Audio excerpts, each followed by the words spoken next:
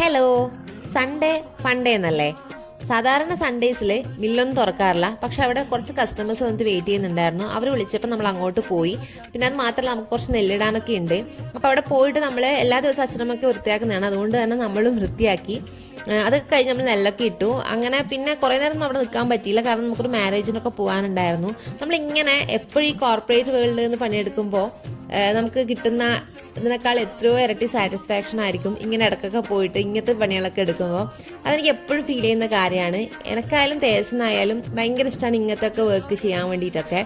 അപ്പോൾ നമ്മൾ നാട്ടിൽ പോകുമ്പോൾ ഏറ്റവും കൂടുതൽ എൻജോയ് ചെയ്യുന്നത് ഇതൊക്കെ തന്നെയാണ്. ഞാൻ അധികമൊന്നും ചെയ്യാറില്ലെങ്കിലും എപ്പോഴും നാട്ടിൽ പോയാൽ തേജസ് മില്ലിൽ പോവാതെ അവിടെ നിൽക്കാനേ പറ്റില്ല. അത്രയ്ക്ക് അവൻ എൻജോയ് ചെയ്യുന്നൊരു കാര്യമാണ്. അങ്ങനെ നമ്മൾ അതിന് ശേഷം പിന്നെ മാരേജിനൊക്കെ പോയി. പിന്നെ അവിടെ നിന്ന് ഫുഡൊക്കെ കഴിച്ചു. നാട്ടിൽ പോയാൽ പിന്നെ നമുക്ക് ഫുൾ ടൈം ഇങ്ങനെ തന്നെയാണ്, ഭയങ്കര ബിസി ആയിരിക്കും. അപ്പം ബാക്കി വിശേഷങ്ങളൊക്കെ നെക്സ്റ്റ് വീഡിയോയിൽ. ടാറ്റാ.